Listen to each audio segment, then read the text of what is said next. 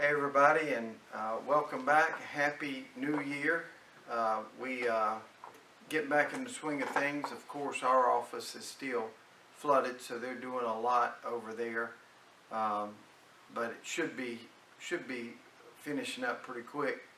With the start of the new year, a lot of things, first of all, it's going to take us forever to be able to put 2023 on checks. That usually takes me about until March. It just feels strange. But another thing that we often don't think about is grand juries. And every year, just like with anything else, we have a turnover at grand jury. Some people come on and some people leave.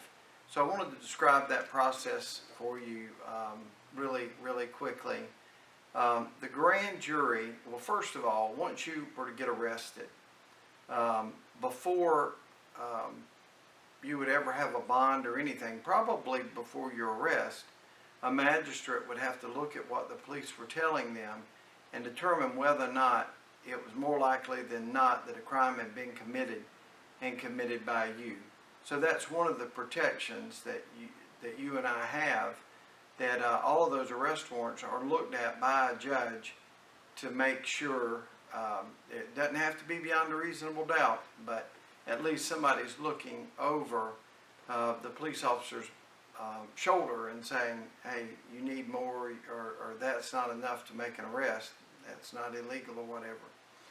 Once that happens and you go to your bond hearing, you have 10 days to ask for a preliminary hearing, where another magistrate would listen to your attorney and the state's attorney talk about probable cause. Is it more likely than not that something happened?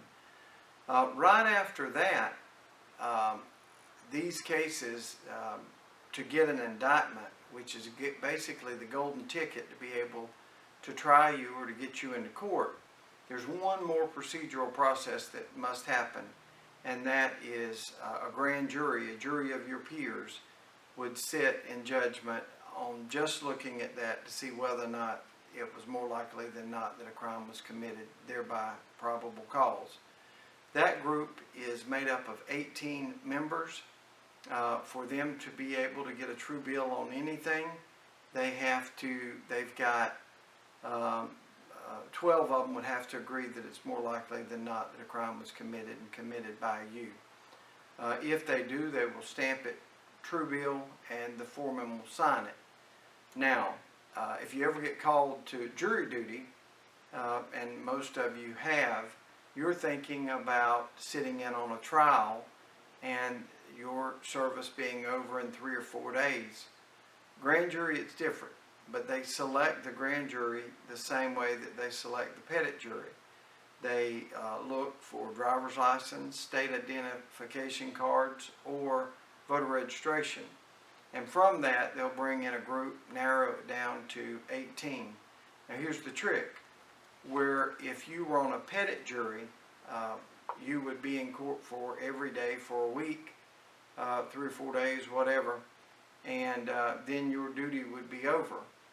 If you were to be seated on the grand jury, you would serve for a year. You would meet once a month, every month for a year to look at all of these indictments. I tell you all that because this week we're going to have to swear in a new grand jury. It'll be that process starting over, and the circuit court judge will bring the new guys in and swear them in as being part of it.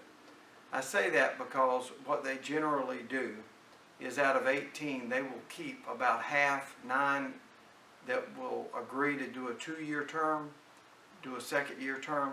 So there's always a group that have been there before. It's not like we're bringing in all new people. There will be 9 new grand jurors that will take the part of the other, make up the 18. And so if you got one of those summons, that's coming up They're trying to get it down to a great. If you got one of those summons, it is a big constitutional right. It's a big endeavor, but it's also a very important part of the process. So I hope that explains it a little. If you've got one of those, or if you've ever wondered about what does a grand jury do.